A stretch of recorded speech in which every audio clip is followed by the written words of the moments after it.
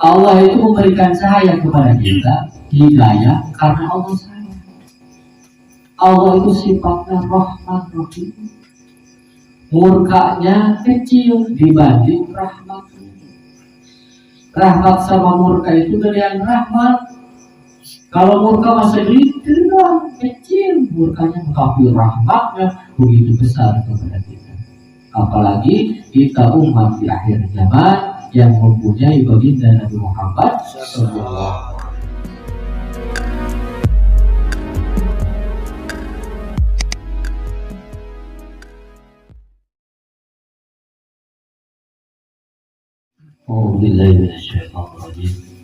Assalamualaikum warahmatullahi wabarakatuh. Waalaikumsalam warahmatullahi wabarakatuh. Alhamdulillahirabbil alamin. Wassalatu wassalamu ala asyrofil anbiya'i wal mursalin. Allahumma shalli ala sayyidina Muhammad wa ala ali sayyidina Muhammad wa ala kalam al-qas. لا عمل أرض القلوب من عملي يطيب أن تسهوله ويفتقر عندك وزوده. Tidak ada amal yang lebih berpeluang diterima daripada amal yang tidak kau sadari dan tidak berarti di matamu. Artinya bab ini menerangkan tentang amal yang paling diterima oleh Allah Subhanahu wa taala, yaitu amal yang tidak terasa dan tidak berarti di hadapan kita. Artinya amal yang tanpa disadari, disepelekan, tapi sungguh yang paling diterima oleh Allah Subhanahu wa taala. Seperti apa? Amal-amal sepele. Seperti kita memberi nasi segegem pada orang yang kelaparan, itu kan sepele, tapi amal yang sungguh diterima oleh Allah. Dan tanpa disadari dan tidak berarti di mata kita. Contoh, kita lewat ngasih jariah, misalkan 500 perak.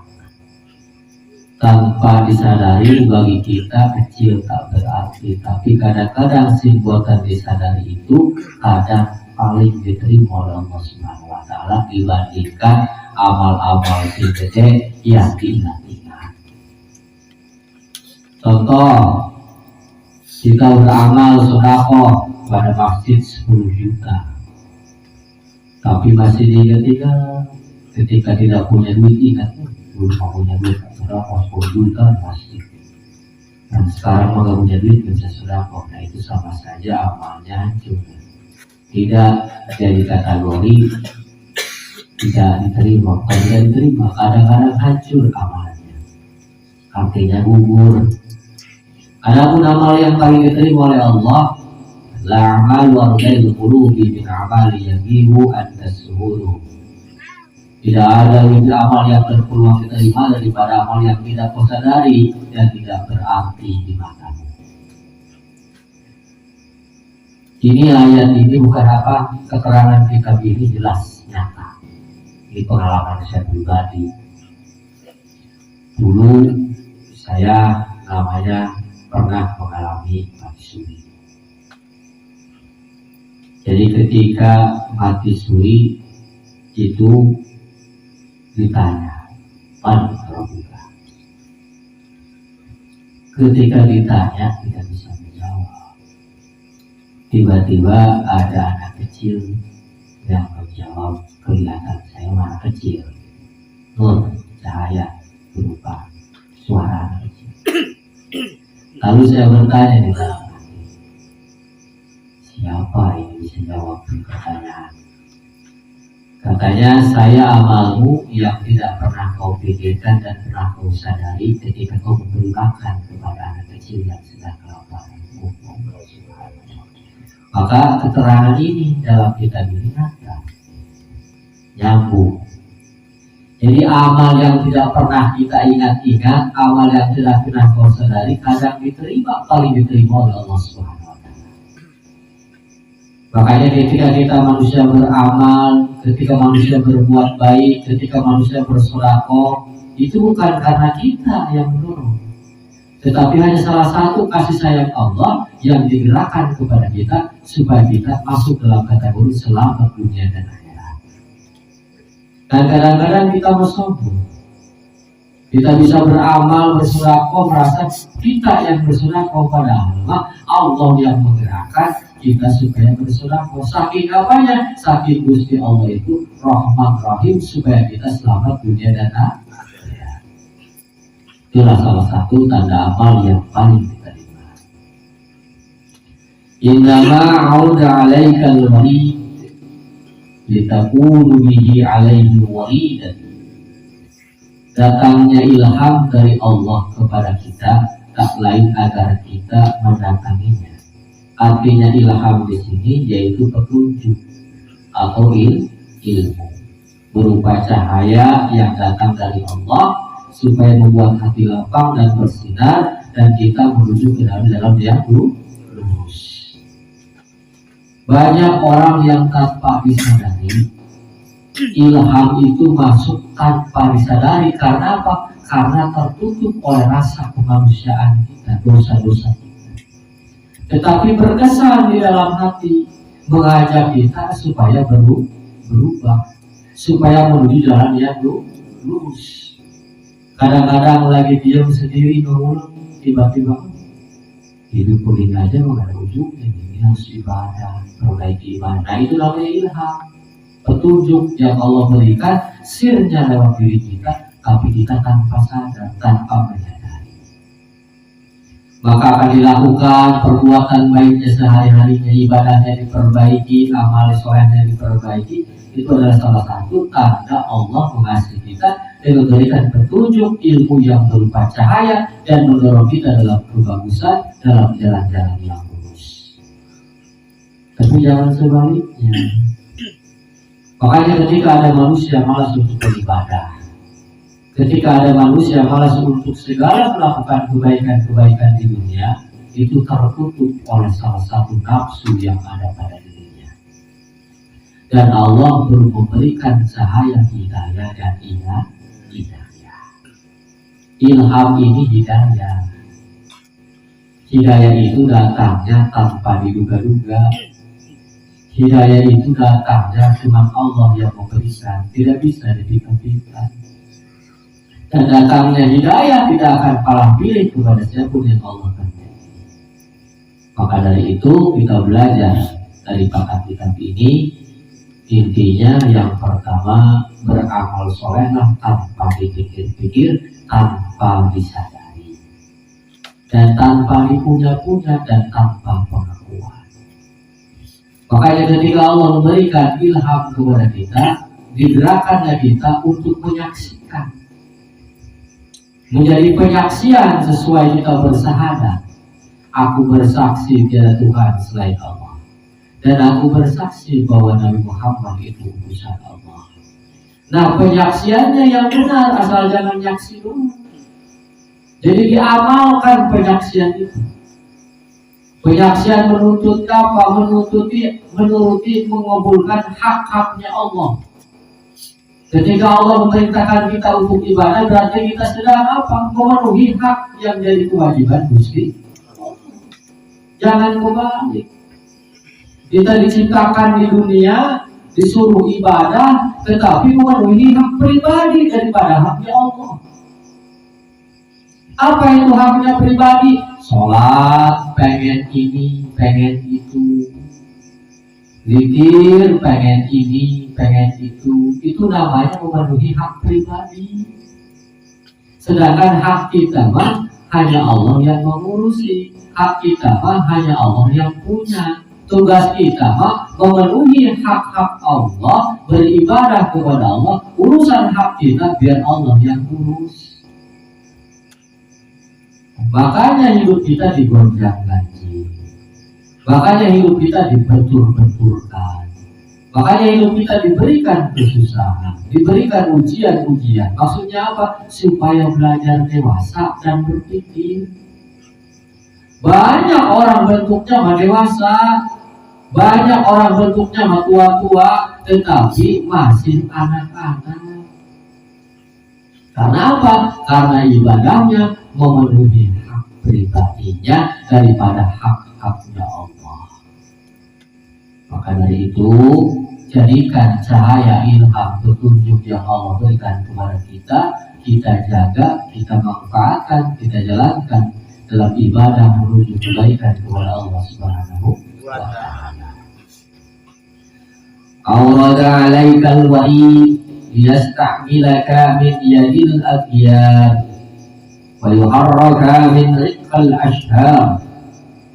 Allah memberimu ilham untuk menyelamatkanmu dari cengkraman materi dan membebaskanmu dari perbudakan nafsu. Allah memberikan kita petunjuk untuk menyelamatkan kita dari cengkraman dunia, terutama materi.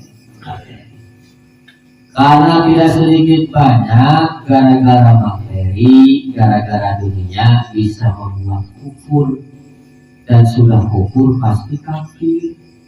Alhamdulillah. Makanya Allah menyelamatkan kita dengan apa? Dengan dorongan petunjuk, dorongan hidayah, dorongan ilham.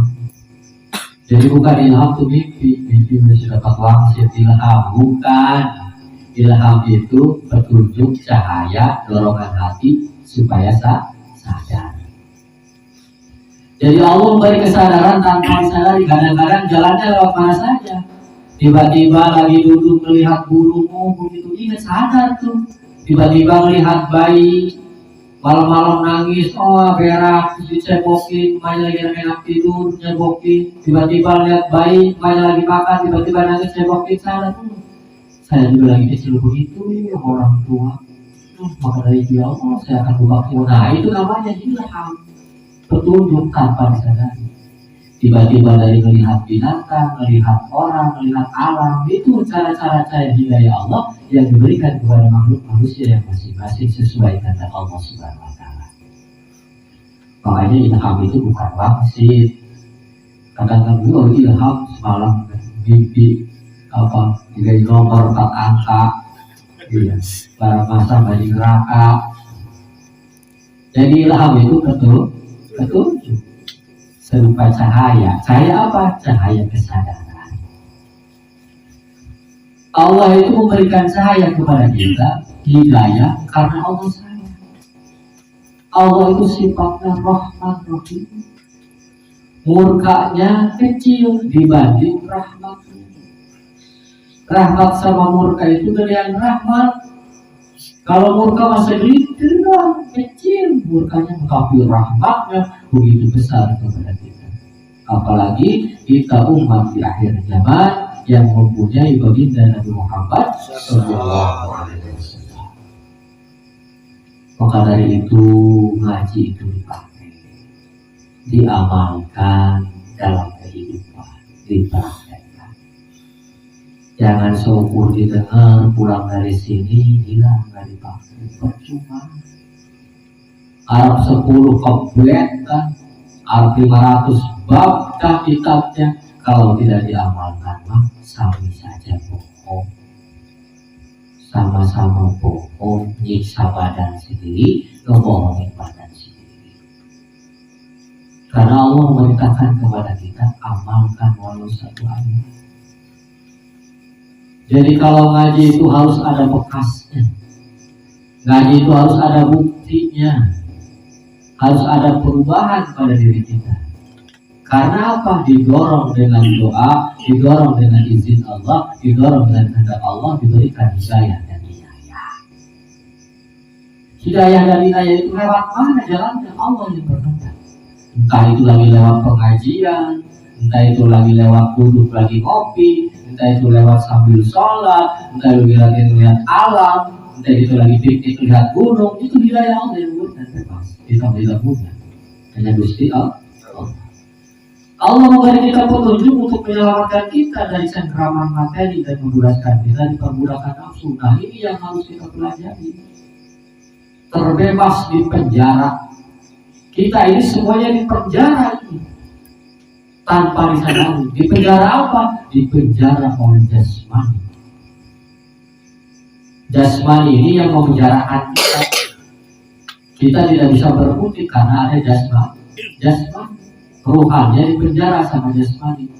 Akhirnya ketika kita mengikuti jasmani saja, badan yang diurusin saja, setiap hari, setiap detik, setiap waktu, rohani kita diurusin, makin tersiksa, makin terpenjara nanti kita dunia dan akhirat.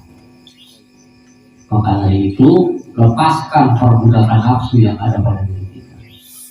Contoh, nafsu itu ngajaknya, pengennya yang enak-enak. Kalau yang tidak enak, nafsu gak mau.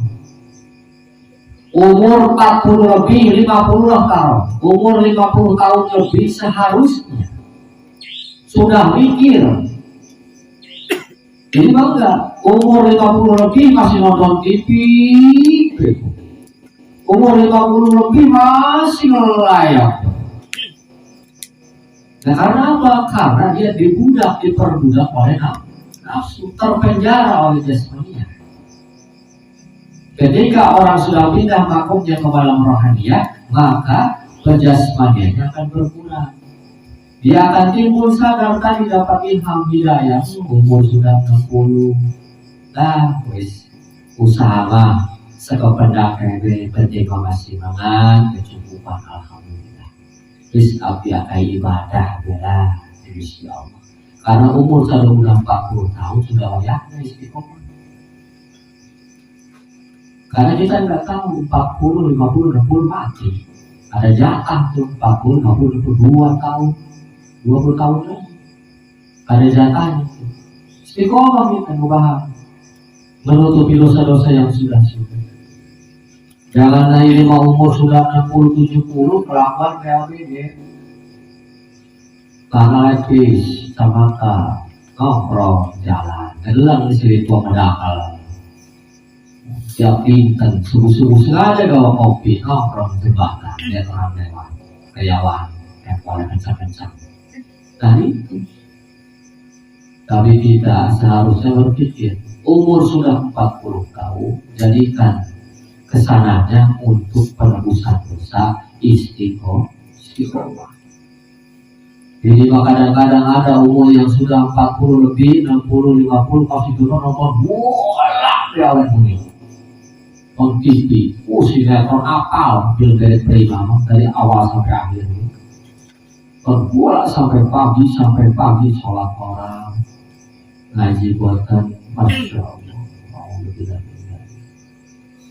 Nah inilah orang-orang yang tidak pernah disayang Allah. Sesungguhnya Allah sayang, tapi tertutup kasih sayang Allah itu oleh besar nafsunya pribadi. Makanya terpenting bisa membagi. Wayahnya ikhtiar, wayahnya ibadah. Kalau bisa banyakin ibadahnya daripada ikhtiarnya. Insya Allah, bukan insya Allah pasti. Kita sebenarnya paham, kita ini sebenarnya pintar semuanya. Rizki, jodoh, pati, bagja, celaka sudah diatur. Allah yang atur. Tapi kadang-kadang yakinnya nggak nyampe. Kita tahu semua itu Allah yang ngatur, tapi praktek secara zohiriyah, secara nyata nggak percaya, nggak hakul yakin. Karena apa? Tadi itu kita tidak mendalami surat Qul A'udzu Birabbinas. A'udzu Birabbinas di dalam surat lain yang merajai manusia, Tuhan manusia. Jadi Allah yang merajai segala-galanya.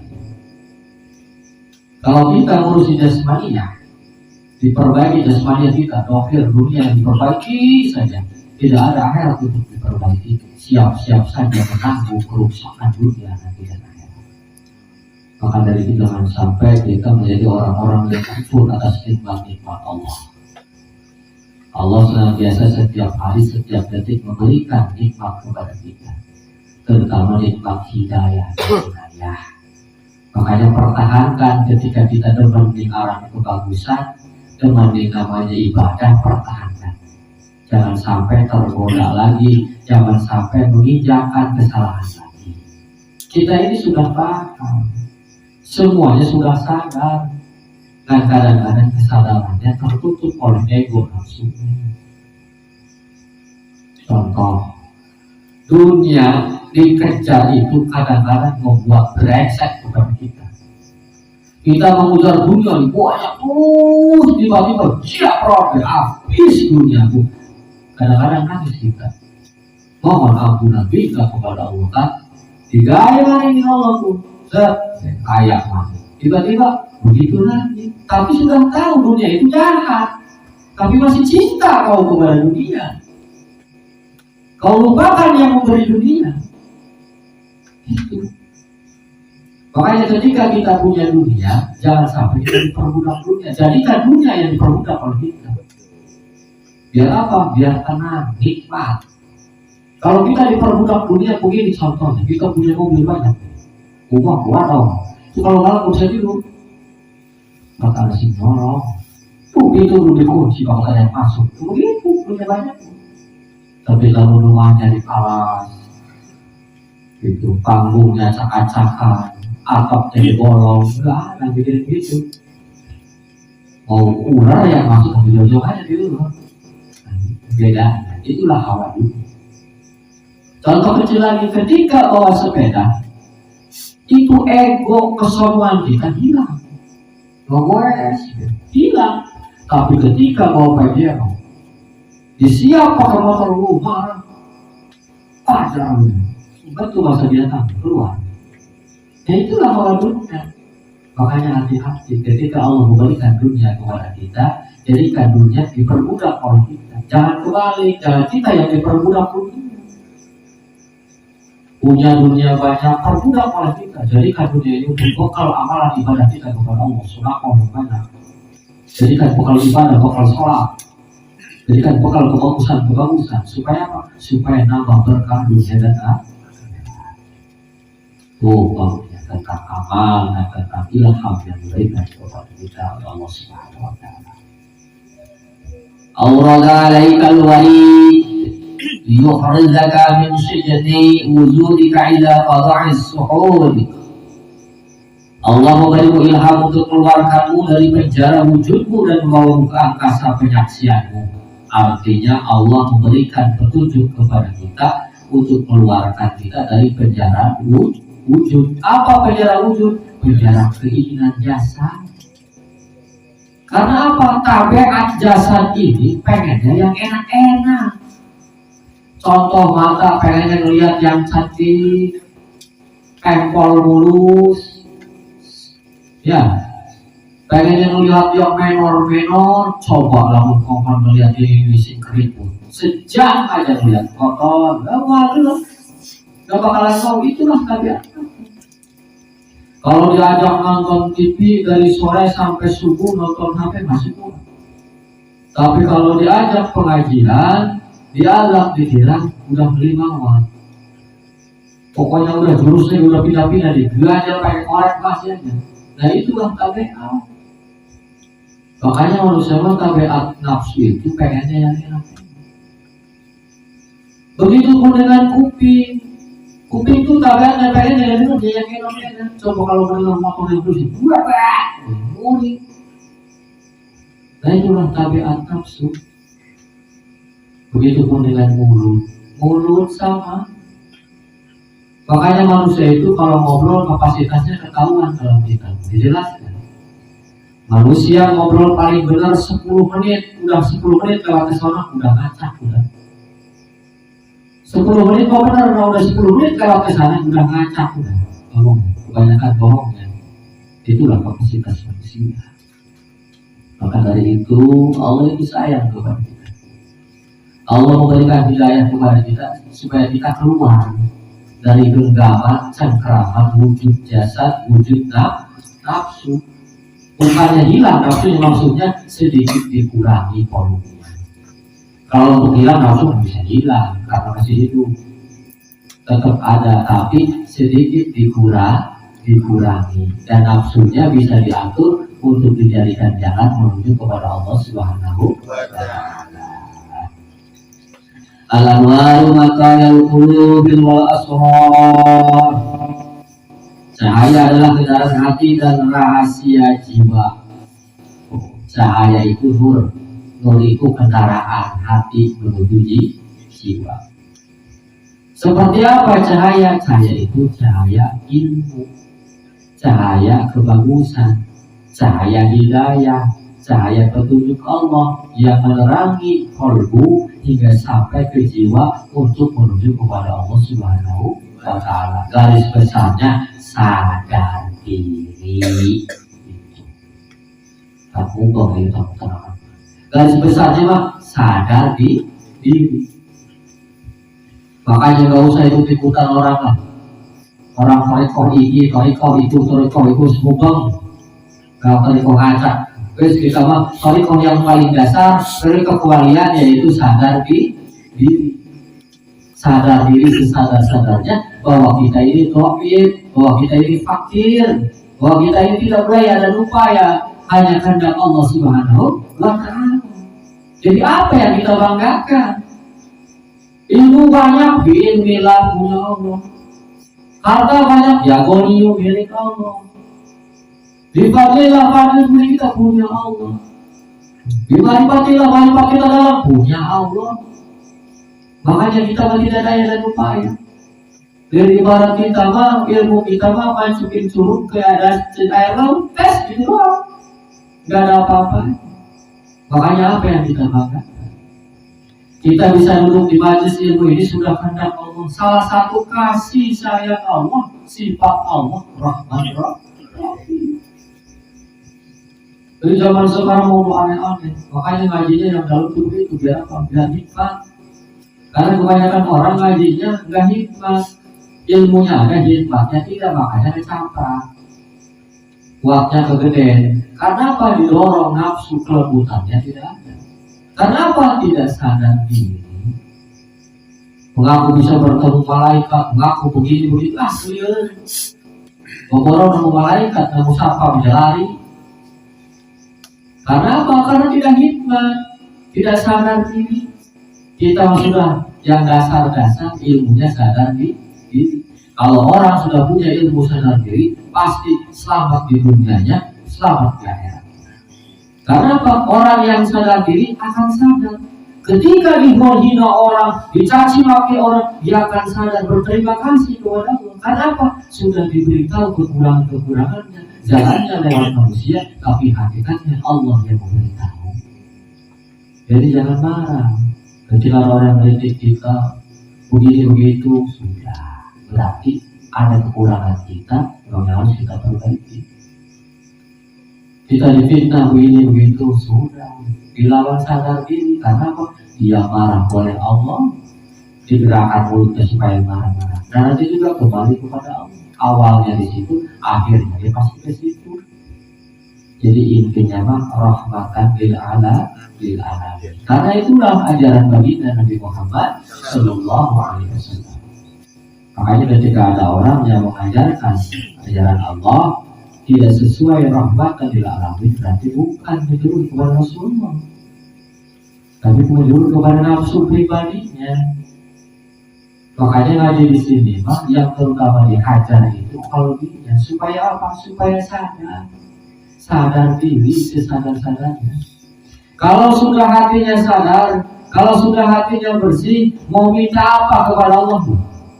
Karena Allah mau orang yang dekat dengan Allah itu menuju kepada Allah, salah satu syarat satunya yaitu kebersihan hati dan jiwa. Ketika kita menghadap kepada Allah, hati kita masih kotor sampai kiamat, begitu-begitu aja dari kubur-kubur, tidak akan dekat dengan Allah. Karena Allah sudah berjanji. Ketika ingin berhadap berdekatan dengan Allah, kembali kepada Allah, maka bersihkan hati kita dari segala kotoran dosa. Bagaimana caranya? Dengan salah satunya kita memuja mengagungkan baginda Nabi Muhammad Sallallahu Alaihi Wasallam. Karena salah satu tingkat kita dekat dengan Allah yang sudah pasti yaitu baginda Nabi Muhammad Sallallahu Alaihi Wasallam. Tidak ada yang lain. Karena sudah jelas baginda Nabi menjamin umatnya di akhir zaman.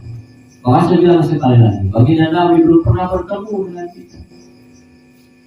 Makanya ketika ditanya para sahabat, siapa yang paling dekat dengan Rasul, yang paling kau rindukan di Rasulullah?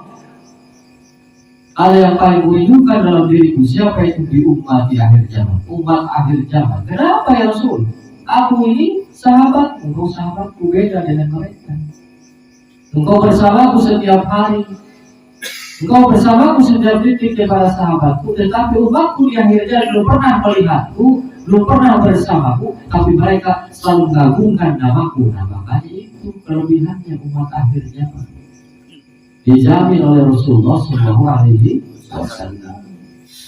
Maka subhanallah, sungguh luar biasa baginda Nabi memperjuangkan kepada kita.